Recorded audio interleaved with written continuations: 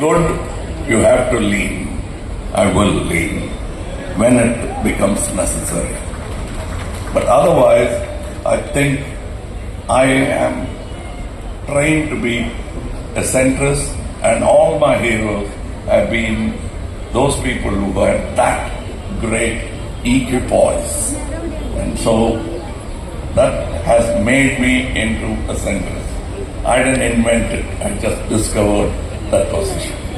Thank you. മഞ്ജുവിന് രാഷ്ട്രീയത്തിൽ താല്പര്യമുണ്ടോ? അത് ഉണ്ടെങ്കിൽ തുറന്നു പറഞ്ഞോളൂ, കാരണം ഇപ്പൊ പറയാൻ നല്ല സമയമാണ്. ഇല്ല. At the risk of sounding arrogant or ignorant, I want to say എനിക്ക് പോളിറ്റിക്സ് എൻ്റെ ഒരു മേഖലയല്ല. അതൊരു സാർ ഉദ്ദേശിക്കുന്ന രാഷ്ട്രീയം എന്നുള്ളൊരു വാക്ക് ഒരു രാഷ്ട്രീയ പാർട്ടിയിൽ ചേർന്ന് പ്രവർത്തിക്കുക എന്നുള്ളതാണെങ്കിൽ തീർച്ചയായിട്ടും അതിന് ഒന്നാമത് അറിവ് വേണം, അല്ലെങ്കിൽ ഒരു താല്പര്യം വേണം.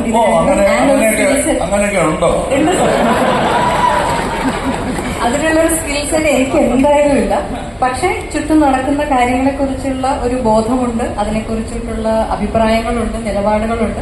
പക്ഷെ അത് എപ്പോഴും അങ്ങനെ ഒരു പബ്ലിക് പ്ലാറ്റ്ഫോമിൽ പറയേണ്ടതാണെന്നോ അല്ലെങ്കിൽ ആരെയെങ്കിലും അടിച്ചേൽപ്പിക്കേണ്ടതാണെന്നോ ഉള്ളൊരു വിശ്വാസം എനിക്കില്ല. എന്നാലും മഞ്ജു ഇപ്പൊ ഹൗ ഓൾഡ് ആർ യു, ഉദാഹരണം സുജാത, എന്നും എപ്പോഴും ആ സിനിമകളിലൊക്കെ അതിന്റെ ഒരു രാഷ്ട്രീയം ഒരു അന്തർധാരയായിട്ടുണ്ട്.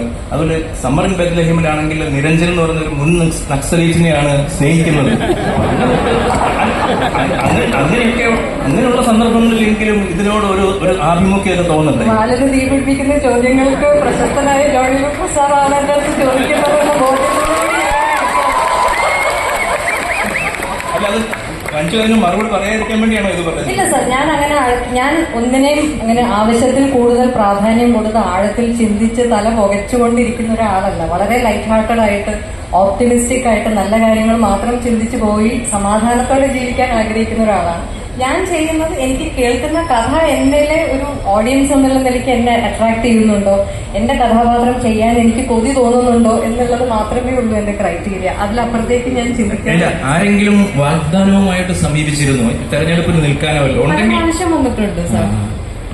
പക്ഷെ ഞാൻ വളരെ ബഹുമാനപൂർവ്വം, എല്ലാ ബഹുമാനത്തോടും കൂടി അത് ചെയ്യാൻ കഴിവും താല്പര്യവും ഉള്ളവരാണ് അത് ചെയ്യേണ്ടത്. ഇപ്പൊ കമൽ സാറിനെ പോലെ അതിനുവേണ്ടി എന്താ പറയാ, അതിനുള്ളൊരു അറിവും കൂടി ഉള്ളവരാണ് അത് ചെയ്യേണ്ടത് എന്ന് ഞാൻ വിശ്വസിക്കുന്നുണ്ട്. അതിനുള്ളൊരു സ്കിൽ സെറ്റ് എനിക്കില്ല. എനിക്ക് കമൽ സാറിനോടുള്ള ഒരു സംശയം, കാരണം ഈ സ്റ്റാർഡം എന്ന് പറയുന്നത് കമൽഹാസൻ എന്നൊക്കെ പറഞ്ഞു കഴിഞ്ഞാല് ഒരു വലിയ മാസസ് ആരാധന സംഘം, ഫാൻ ക്ലബ്, വലിയ അധികാരമാണ് അവരുടെ മേലുള്ളത്. ആ മാസസിന്റെ മേലുള്ള ഈ സ്റ്റാർഡം തന്നെ വലിയൊരു അധികാരമാണ്. അങ്ങനെ അധികാരവും ജനപ്രീതിയും പിന്തുണയും എല്ലാം ഉള്ള ആളുകൾ ഈ രാഷ്ട്രീയ അധികാരത്തിന്റെ പിന്നാലെ എന്തിനാണ് പോകുന്നത്? ഇത് എനിക്ക് തമിഴിൽ പറയും അടിക്കപ്പെട്ട വഴങ്ങപ്പെട്ട ഒരു അധികാരമാണ്. അത് എപ്പോഴും തിരിച്ചെടുക്കാം. അത് എന്റെ അധികാരമില്ല. It's status given. ഒരു വെളിച്ചപ്പാടിന് വർഷത്തിലൊരുക്കി കിട്ടുന്ന ഒരു ബഹുമാനമാണ്. അത്രയേ ഉള്ളൂ. അതിനേക്കാളും അല്ല, ഒരുപക്ഷെ ഈ ഭരണാധികാരം എന്ന് പറയുന്നുണ്ടല്ലോ, പൊളിറ്റിക്കൽ പവർ, അതിൽ പൊളിറ്റിക്കൽ പവർ ഒരാളുടെ അല്ല. അതാണ് democracy. Political power here. So ഞാൻ പോളിറ്റിക്സിൽ ചാടുന്നത് ഇവർക്ക് വേണ്ടിയാണ്, എനിക്കും വേണ്ടിയാണ്. നോട്ട് ടു സീസ് പവർ. വേർ വിൽ ഐ സീസ് പവർ? ആൻഡ് ആരുടെ ഇവിടെ കാണിക്കും ഈ പവർ? എങ്ങനെ? ഞാൻ ചോദിച്ചത് അല്ലെങ്കിൽ തന്നെ ആ പവർ ഉണ്ടല്ലോ, അത് പവറല്ല. It is been granted to me. Even this political power is granted by us to them. They are appointed by us. So am I. You appoint me. And it is wrong because we are still not getting out of that monarchy mindset. Nobody rules us. We always say, even in your statements, I mean, I'm talking about not just Malayalam, but anybody says, under his rule, we are not ruled. We are the rulers. That's what I believe in. ശരിക്കും And that's why I'm in politics. ശരിയാണ്. അപ്പൊ 100%. അപ്പം ഇപ്പോൾ പക്ഷേ പലപ്പോഴും ഒരു one way communication പോലെ തോന്നുന്നുണ്ട്. അതുപോലെ ഭരണകർത്താക്കളും ഭരിക്കപ്പെടുന്നവരും തമ്മിലുള്ള അകലം വളരെ കൂടിയെന്ന് തോന്നുന്നുണ്ട്. ഒരു മോണോപ്പൊളി അതിന് 100% എതിർക്കുന്ന ഒരാളായിട്ട് തന്നെ നിങ്ങൾ തുടരുമോ? Absolutely.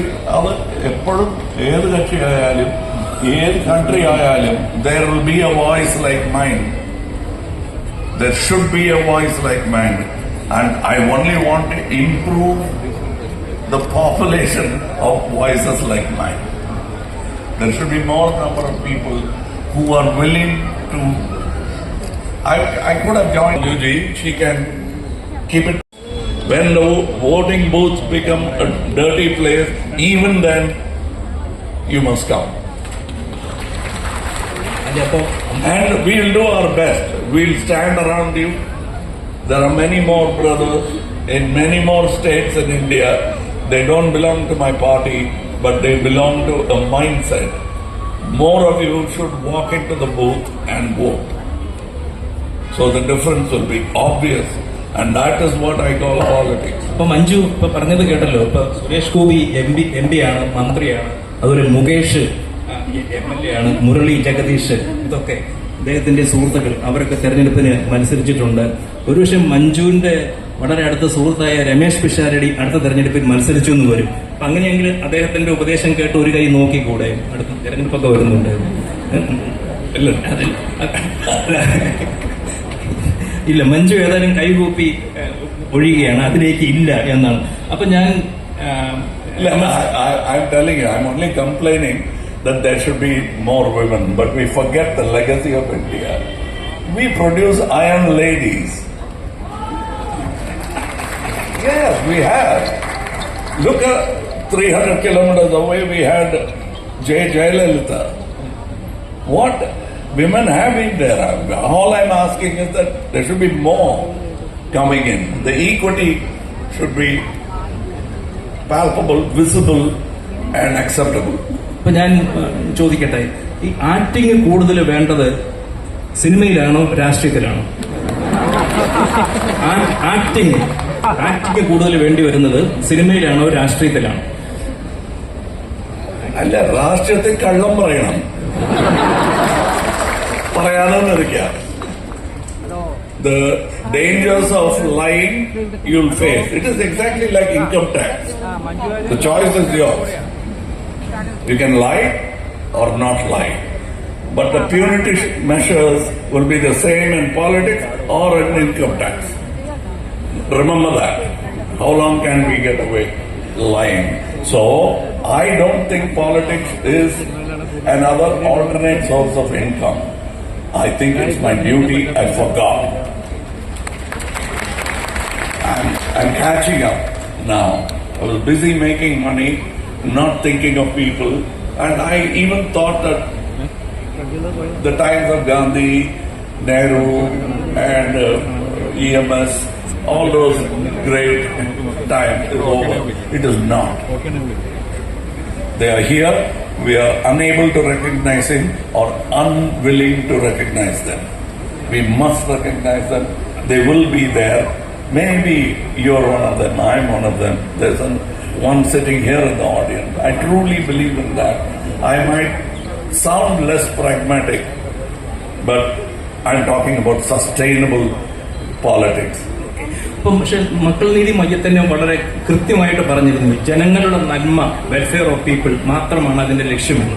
പക്ഷെ അത് താങ്കൾ തന്നെ അങ്ങനെ ഒരു പാർട്ടി ഉണ്ടാക്കി, ഏതാണ് ലക്ഷ്യമെന്ന് പറയുന്നത്. പക്ഷെ വിജയ് ഇപ്പോൾ TVK എന്ന പാർട്ടി ഉണ്ടാക്കിയിട്ട് ഒരു പൊളിറ്റിക്കൽ റൈവലിനെ കൃത്യമായി ഐഡന്റിഫൈ ചെയ്താണ് മുന്നോട്ട് പോകുന്നത്. താങ്കളുടെ പാർട്ടിയിൽ അങ്ങനെ പറഞ്ഞിട്ടില്ല. താങ്കൾ ജനനന്മ എന്ന് മാത്രമേ പറഞ്ഞിട്ടില്ല. ഞാൻ ഐഡന്റിഫൈ ചെയ്യാം, but my enemy is bigger than most parties would dare to identify. My enemy, direct enemy, I'll go for the kill, is casteism.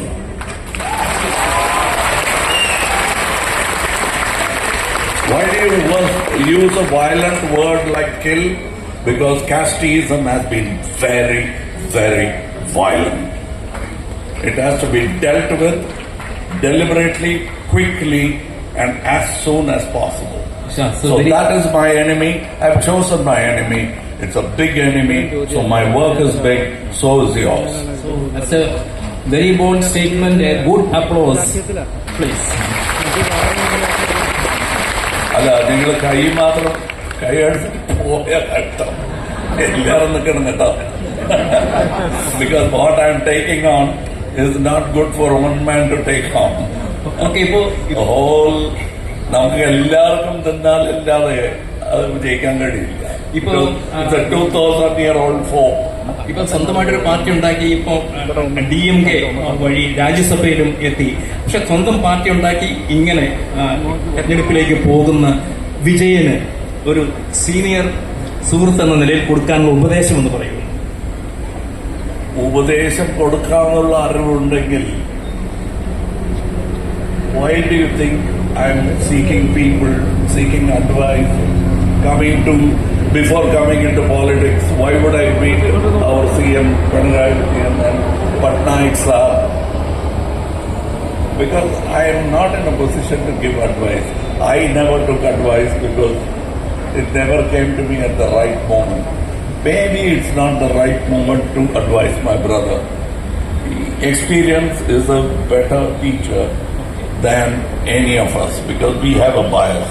Experience doesn't. It just comes, gives you what you deserve to learn.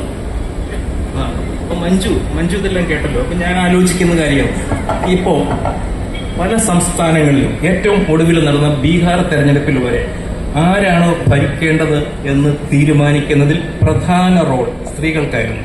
പക്ഷെ ഇപ്പോഴും ഒരു സിനിമയെ വിജയിപ്പിക്കുന്നതിൽ സ്ത്രീ പ്രേക്ഷകർക്ക് അത്ര വലിയ ഒരു role ഉണ്ടെന്ന് പറയാൻ കഴിയില്ല.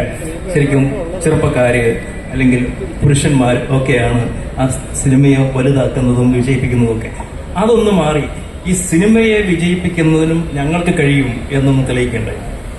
അങ്ങനെയുണ്ടെന്ന് എനിക്ക് തോന്നുന്നില്ല സർ. അത് ഇപ്പൊ എല്ലാവരും ഒരേപോലെ ഇവിടെ ഇരിക്കുന്നവരിൽ തന്നെ നേരത്തെ കമൽ സാർ പറഞ്ഞതുപോലെ സ്ത്രീകളും പുരുഷന്മാരും എല്ലാവരെയും നമുക്ക് കാണാൻ പറ്റും. ഇപ്പൊ എന്നെ സംബന്ധിച്ച് ഇപ്പൊ കുറെ വർഷങ്ങൾക്ക് ശേഷം ഞാൻ ചെയ്ത ഹൗ ഓൾഡ് ആർ യു എന്ന് പറഞ്ഞ സിനിമ റിലീസായപ്പോൾ ഞാൻ കേട്ടത് വളരെ സന്തോഷത്തോടെ എവിടെയോ വായിക്കുകയോ കേൾക്കുകയോ ഒക്കെ ചെയ്തത് സ്ത്രീകളായിരുന്നു തിയേറ്ററിൽ ഏറ്റവും കൂടുതൽ വന്നിരുന്നത് എന്നായിരുന്നു. അപ്പൊ എന്നെ സംബന്ധിച്ച് എനിക്ക് സ്ത്രീകളുടെ ഒരു സപ്പോർട്ടിന്റെയോ അല്ലെങ്കിൽ സ്നേഹത്തിന്റെയോ കുറവ് ഒരിക്കലും അനുഭവിക്കേണ്ടി വന്നിട്ടില്ല.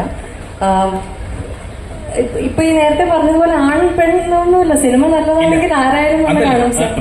മഞ്ജുവിനുള്ള പിന്തുണയല്ല, സിനിമയ്ക്ക് പൊതുവെ ഉള്ള പിന്തുണയാണ് ഞാൻ ചോദിച്ചത്. ഒരു സിനിമയെ വിജയിപ്പിക്കുന്നതിൽ ഏറ്റവും പ്രധാനപ്പെട്ട ഒരു പങ്ക് സ്ത്രീ പ്രേക്ഷകർക്കുണ്ട് എന്ന നിലയിൽ അവർ മുന്നോട്ട് വരുന്നുണ്ടോ എന്നുള്ളതാണ്. ഞങ്ങൾ ഏറ്റെടുക്കും. സിനിമ കാണാൻ ആഗ്രഹമുള്ളവർ തീർച്ചയായിട്ടും വരും സർ. അത് സ്ത്രീയെന്നോ പുരുഷനോ അങ്ങനെ വ്യത്യാസത്തിൽ കാണരുത് എന്നാണ് എനിക്ക് വീണ്ടും എടുത്തു പറയാനുള്ളത്.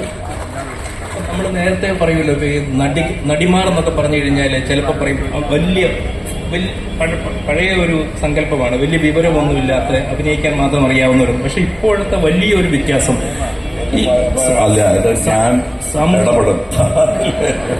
because I have met actresses who are better than the directors they have been working with. ഇതൊക്കെ I think എന്റെ അമ്മച്ചി പോലെ ഒരു നടികർ തിലകം Savitri, she was capable of directing films. She was keep playing dumb. That was yet another role she was playing in a male chauvinistic society. I know her. And in those days she won the Cholavaram car race in 1960s. We never recognized them. അത് തന്നെയാണ് sir ഞാൻ പറഞ്ഞത്. കാരണം ഞാനിപ്പോ ചോദിച്ച പോലെ women are the deciding factor. ആസ്ക any distributor ചോദിച്ചാൽ പറയും ലേഡീസ് കയറിയില്ലെങ്കിൽ പടം പൊളിയും എന്നുള്ള വിശ്വാസം അവർക്കുണ്ട്. If the ladies don't come into the theatre, it will go for some time. But afterwards, അവർ വന്നേ പറ്റൂ, അതിൽ കച്ചവടം നടക്കില്ല.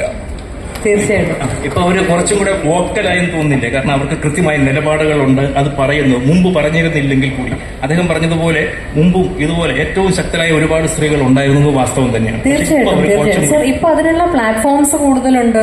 അതിന് പറയാൻ ധൈര്യമായിട്ട് മുന്നോട്ട് വരുന്ന സ്ത്രീകളുടെ എണ്ണം തീർച്ചയായിട്ടും കൂടിയിട്ടുണ്ട് സർ. ഓക്കെ, ഞാൻ ചോദിക്കട്ടെ മഞ്ജു, ഇദ്ദേഹത്തിന്റെ ജീവിതവും വളരെ സിനിമാറ്റിക് ആയിട്ടുള്ള ഒന്നാണ്. സ്വന്തം ജീവിതം സിനിമ മാത്രമല്ല, ജീവിതവും സിനിമാറ്റിക് ആയിട്ടുള്ളതാണ്. അപ്പോൾ എന്റെയോ? കമൽ സാറിന്റെ അപ്പം ഒരു വായന, അങ്ങനെ ഒരു ആന്തരിക ജീവിതമുണ്ട്, സിനിമാഭിനയമുണ്ട്, രാഷ്ട്രീയമുണ്ട്. ഒരു ആത്മകഥ, ഓട്ടോബയോഗ്രഫി ഞങ്ങൾ ആഗ്രഹിക്കുന്നുണ്ട് കമൽ സാറിൽ നിന്ന്. എഴുതുമോ? അല്ല, ഞാൻ കാത്തിരിക്കുകയാണ്. കുറെ കള്ളം പറയേണ്ടി വരും. എനിക്കായിട്ടല്ല, മറ്റുള്ളവർക്ക് വേണ്ടി. അതുകൊണ്ട് I was avoiding my autobiography. സത്യം എന്നെ കുറിച്ച് പറഞ്ഞാലും അത് മറ്റുള്ളവരെ കുറിച്ച് പറയാൻ പറ്റുമോ എന്നുള്ള സംശയമാണ്. തന്നെയല്ല, ഞാൻ എല്ലാവരോടും പറയുന്നത്, please write your autobiography. All my friends, all who look up to me, I say, ഒന്ന് എഴുതി നോക്ക്. Your life will change. Because you will start defending what you lived, at least. If not what you're going to live. So I think my autobiography partly is written because most of my life has been an open book. Well, and even if I write an official one, there is going to be another unofficial. So most of my life is already there. Now I'll have to recompose it and write it in the right chronological order that I would like it to have. I'm a student of Jean-Luc Godard. He says, yes, a story has to have a beginning, a middle, and an end, but not necessarily in the same order. ആ order പിടിക്കാൻ വേണ്ടിയാണ് ഞാൻ കാത്തിരിക്കുന്നത്. അത് it might be in the wrong order. Somebody will write it after the end.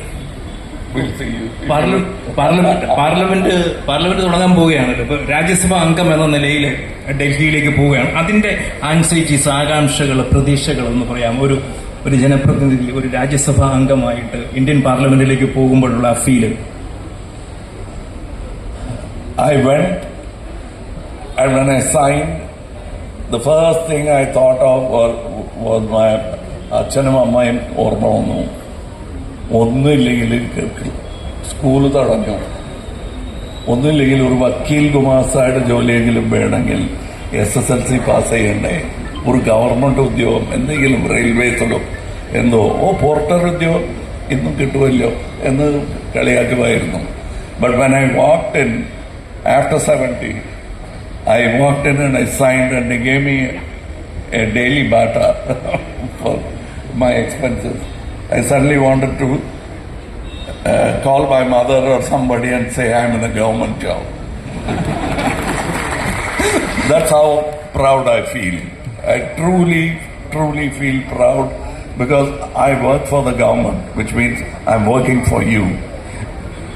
And they're paying me, and they're paying me well. That's all I deserve. അല്ലിപ്പം മഞ്ജു കേട്ടിട്ടുണ്ടാവുമല്ലോ, അദ്ദേഹം ഇപ്പോൾ സർക്കാർ ജോലിയെ കുറിച്ച് പറഞ്ഞു.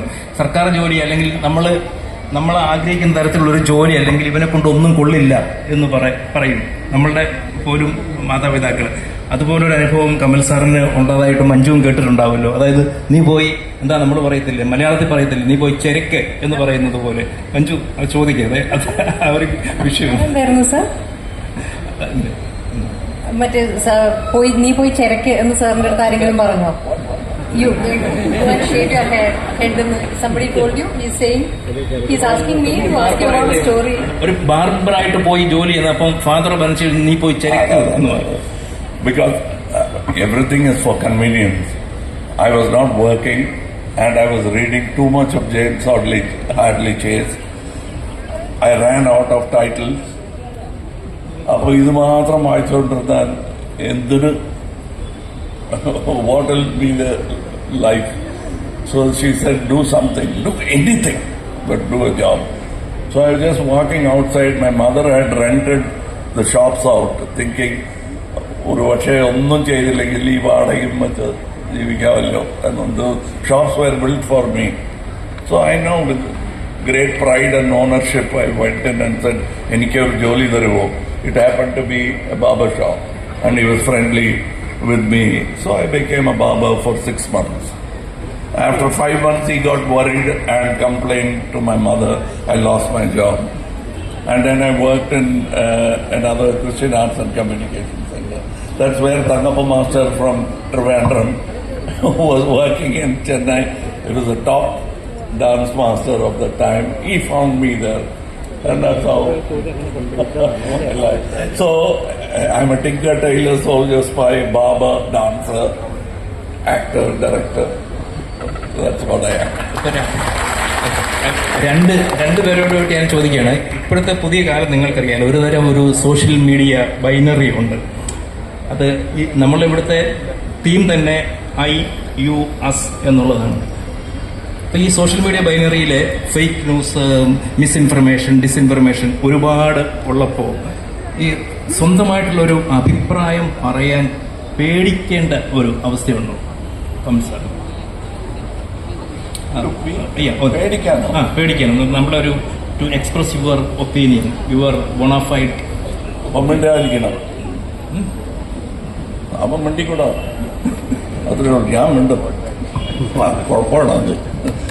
That is why I like the Twitter, because everybody talks. You don't have to answer it. We never answer it. Every ambient noise. There's a honk, there's a crow, there's a people talking, there's a movie song. You can't be addressing everything back again. So we'll have to treat Twitter like that. It's an opinion. Everybody has the right. Enjoy the democracy. Contest ആയിട്ട് വരുന്നത്, അതുകൊണ്ട് സംസാരിക്കേണ്ട എന്ന് വിചാരിക്കുന്നുണ്ട്. If you're fearless and you say the right thing, you can quieten most opposing voices. Don't try to correct them, try to convince them, they'll listen to you. You try to correct them, they'll try to correct you. Then it becomes an argument. I always try to correct myself, so it becomes easy. So, am I right? No, you're wrong. How am I wrong? That's a better way to start the argument rather than you're wrong, because it's going to take a long time to end the conversation. So I'm not scared about this, but I'm scared about the way our industry, the media, everybody is slowly moving towards rapidly changing technology. So I am worried about that, not frightened. I'm worried because I don't want India to be left behind. India has all the necessary soft powers for it. But I think we'll have to move forward in every industry. Acting, music, film industry, script writing. It's happening in Kerala. We are already, Tamil Nadu, are you going to dub it in Telugu? Why are you making films like that? Are you going to dub your films in Tamil from now on? Where is my Malayalam film gone? It didn't go anywhere. Only businessmen were copying other businessmen. Artists were copying businessmen. You shouldn't. Artists should be artists, business should be business. അപ്പൊ മഞ്ജുവിന് വിവാദങ്ങളെ കുറിച്ച് പേടിയാണല്ലോ. ഇദ്ദേഹം പറഞ്ഞതുപോലെ തന്നെയാണോ മഞ്ജു ഇതിനെ കാണുന്നത്? അതോ ഒന്നും മിണ്ടാതെ മാറി നിൽക്കുകയാണ് സുരക്ഷിതം എന്നാണ് കരുതുന്നത്? സർ, അത് സുരക്ഷിതത്വം നോക്കിയിട്ടല്ല, സമാധാനം നോക്കിയിട്ടാണ് സർ.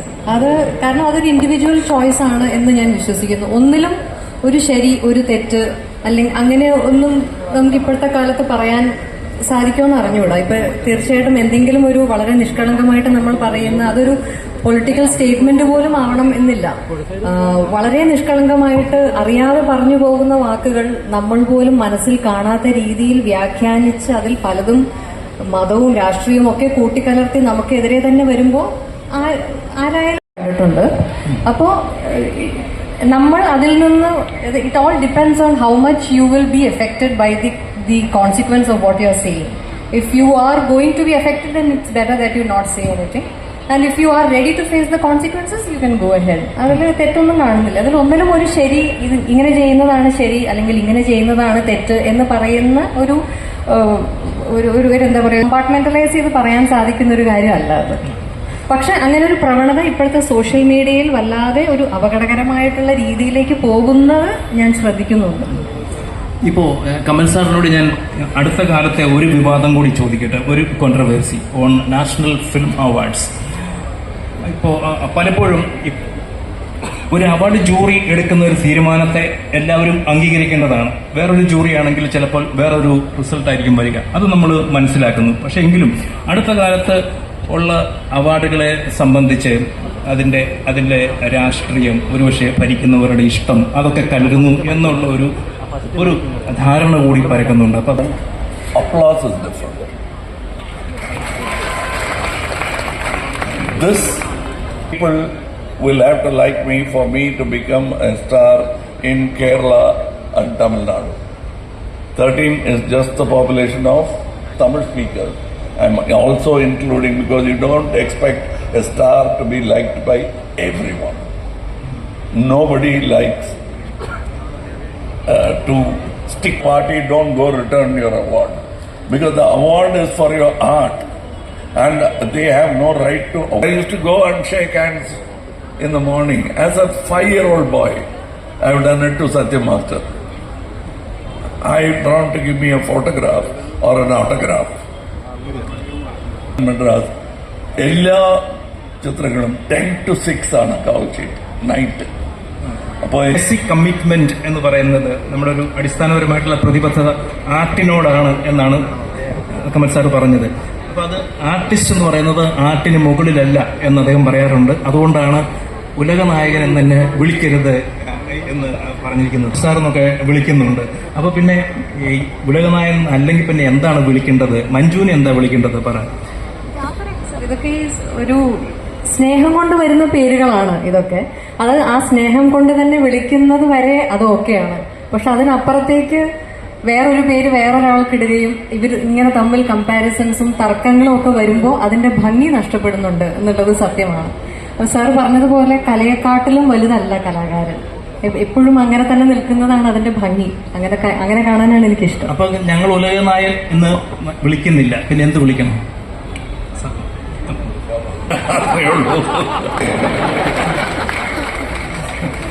അപ്പോ മഞ്ജു ലോകം കണ്ട ആളായതുകൊണ്ട് അങ്ങനെ പറയുന്നത് തന്നെ നമ്മുടെ തൃശ്ശൂർ പൂരം കമൽ സാറിനെ ഒന്ന് കാണിക്കണ്ടേ?